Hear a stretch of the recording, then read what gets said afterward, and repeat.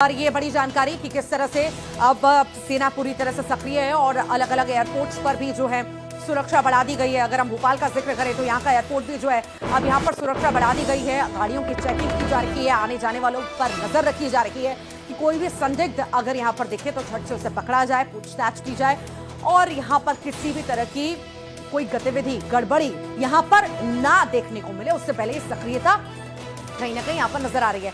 तो चंडीगढ़ में भी सायरन बजा है अटैक का, ये बड़ी जानकारी आपको दे रहे हैं। ड्रोन अटैक का सायरन चंडीगढ़ में बज चुका है। एयरफोर्स स्टेशन से हवाई हमले की चेतावनी जारी की गई है। तो ड्रोन अटैक का सायरन बजा है, ये बड़ी जानकारी इस वक्त आपको दे रहे हैं। एक एक बड़ी खबर, बड़ी अपडेट आप तक पहुंचा रहे हैं कि आखिर चल क्या रहा है, पाकिस्तान कहां पर क्या कर रहा है और भारत किस तरह से जवाबी कार्रवाई भी कर रहा है, ये भी अपडेट हम आपको लगातार दे रहे हैं।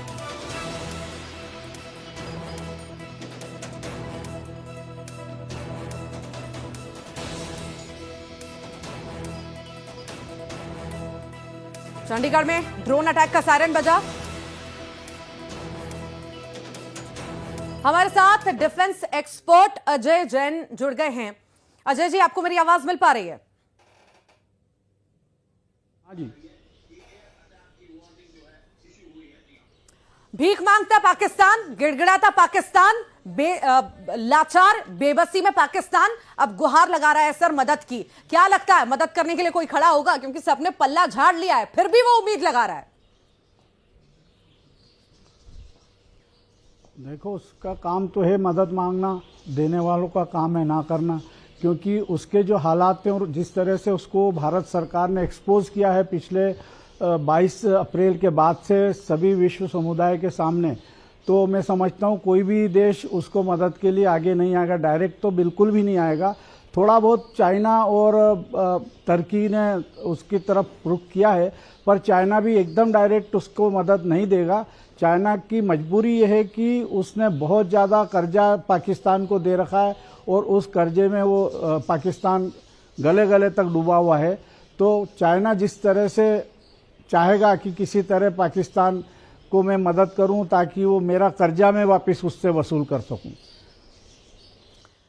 कर्जा बचाने के लिए अंदरूनी मदद तो की जाएगी, पर यहां पर जैसे हालात पाकिस्तान के सर बने हुए हैं ना, तो ऐसी मदद किसी काम की भी नहीं रहेगी। जैसे नेस्ता नाबूद इन लोगों को किया जा रहा है, वो मदद किसी काम की भी नहीं रहेगी। मोहम्मद साहब, हम पहले भी इस बात का जिक्र कर रहे थे, आपको मेरी आवाज मिल पा रही है? मेरे को जी जी, मेरी आवाज जी, हम जिक्र कर रहे थे, पहले ही बात कर रहे थे कि भीख मांगना उसका काम है, मांगता रहेगा। और दुनिया में इतनी नफरत फैलाना, आतंकवाद को बढ़ाना, जिस तरह के हालात बने हुए हैं पाकिस्तान के, वो कितनी भी भीख मांग ले कोई उसके साथ नहीं खड़ा होगा। सबने पल्ला झाड़ लिया है क्योंकि कोई चाहता ही नहीं है आतंकवाद का साथ देना या उसे सहारा देना। जी देखिए, आतंकवादी गलत लोगों को सहारा कोई नहीं देता है।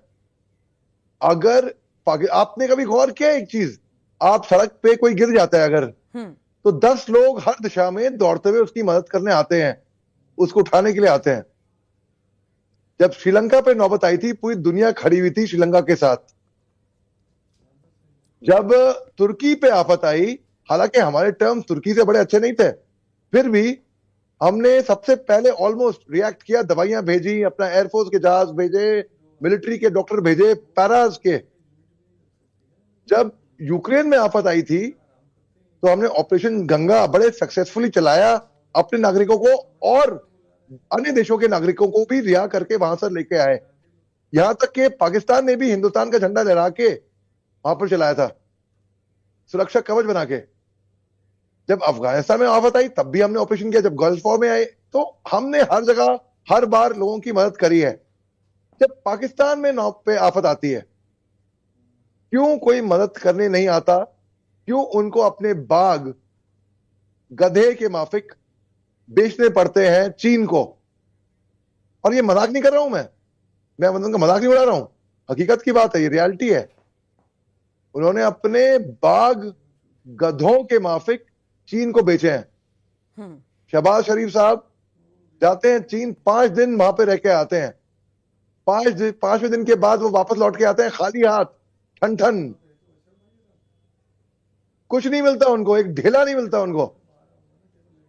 अभी मुझे ऐसी खबर भी आई है कि पाकिस्तान के इन लोगों ने ट्वीट भी किया है कर्जा मांगने के लिए कि पैसे खत्म हो गए, भीख मांगने के लिए। और इन्होंने ये भी बोला है कि कोई आके बीच में डी एस्केलेट करे सिचुएशन, हमें बचाओ। अरे इनको बचाने वाला इन्हें खुद ही होगा, ये खुद ही डी एस्केलेट करना करेंगे। यही चाहते तो ये स्थिति कभी आती ही नहीं। ये चाहते तो ये इसको डी एस्केलेट तभी कर लेते हैं। जी, बड़ी बड़ी जानकारी दर्शकों को देना ही बहुत जरूरी है। पाकिस्तान जिस तरह से बर्बाद हो चुका है, अब भीख मांगता नजर आ रहा है। भारी नुकसान उसे हुआ है। कंगाल पाकिस्तान ने दुनिया से भीख मांगी है। भारी नुकसान के बाद पाकिस्तान भीख मांगता हुआ नजर आ रहा है, मदद की गुहार भी लगा रहा है, पर कोई भी उसके सपोर्ट में खड़े होने को तैयार नहीं है। आतंकवाद को कोई सपोर्ट करने को तैयार नहीं है, और यही वजह है कि पाकिस्तान के हालात बद से बदतर होते जा रहे हैं। कोई उसकी मदद के लिए खड़ा नहीं है। बर्बाद हो चुका है पाकिस्तान। भारी नुकसान के बाद यहां पर भीख मांगता पाकिस्तान नजर आ रहा है, और भीख कोई देने को भी तैयार नहीं, क्योंकि वो जो भीख लेता है ना, उसका वो शुक्रगुजार भी नहीं होता। और शुक्रगुजार वो कैसे हो सकता है जो सिर्फ आतंकवाद को बढ़ावा देता है, सिर्फ अपने लिए काम करता है, आतंकवाद के लिए काम करता है, जो अपनी आवाम तक का सगा नहीं है, वो दुनिया से भीख मांग रहा है, तो उनका क्या सगा होगा? क्या पता कि अगर उसकी कोई मदद कर दे तो कल वो उसी पर हथियार दाग दे। पाकिस्तान का कोई भरोसा नहीं, वो किसी का सगा नहीं, भीख मांगता रहेगा, पर अब उसे भीख नहीं दी जाएगी। उसका असली चेहरा पूरी दुनिया देख चुकी है। बिल्कुल, आपका ये सवाल मेरे से है। लौटूंगी आपके पास। राजीव झावाब जी भी हमारे साथ डिफेंस एक्सपर्ट जुड़ गए हैं। राजीव जी, भीख मांगता पाकिस्तान नजर आ रहा है, पर उसे अब शायद कोई भीख दी भी नहीं जाएगी, क्योंकि ये सब समझ चुके हैं, पूरी दुनिया समझ चुकी है कि अगर उसे भीख दी गई तो ये शायद हमको भी कभी भारी पड़ जाए। जो हम उसे मदद देंगे वो उसी मदद का सहारा लेकर कहीं हम पर ही हमलावर ना हो जाए। देखिए, पाकिस्तान जब फॉर्म हुआ था वो 2 नेशन थ्योरी पे हुआ था। उसका मकसद भारत के खिलाफ, उसका एग्जिस्टेंस ही भारत की विरोधी एक्टिविटीज के ऊपर है। जहां तक सवाल फाइनेंशियल का है, ये तो रिकग्नाइज फैक्ट है कि इसने जब भी फाइनेंस जिस चीज के लिए लिया है उस चीज को यूज किए बगैर उसने अपने सेना के ऊपर यूज किया है उसको, बिकॉज सेना वहां पे डिसाइडिंग अथॉरिटी, वो डिसाइड करती है कहाँ पैसा खर्चा होना चाहिए। और अगर वो पैसा इकोनॉमी के ऊपर खर्चा हुआ तो सेना की रेलेवेंस खत्म हो जाएगी और उसकी एंटायर 2 नेशन थ्योरी ही फेल हो जाएगी। इसलिए पाकिस्तान को जो फाइनेंशियल हेल्प मिलती है वो बहुत स्ट्रिंजेंट कंडीशंस के साथ मिलती है। जो पिछली बार IMF ने उन्हें हेल्प किया था, बेल आउट किया था, वो भी बहुत स्ट्रिंजेंट कंडीशंस के साथ मिली थी। अगर वो फॉलो नहीं हुई तो अभी जो ये रिसेंट वो अभी IMF से फिर डिमांड कर रहा है पैसे की, वो इसे इस बार नहीं मिलेगी। और यही इंडिया अपोज कर रहा है कि जो फाइनेंस हेल्प आप IMF या दूसरी वर्ल्ड एजेंसीज देती हैं उसका इस्तेमाल वो उसके लिए नहीं करता जिसके लिए उसने मांगा था, परंतु वो अपने निफेरियस एक्टिविटीज, टेररिज्म और अपनी सेना को मजबूत करने के लिए करता है। जी जी जी जी, लगातार आप भी हमारे साथ बने रहिए, और भी मेहमान जुड़े हुए हैं। मोहम्मद साहब,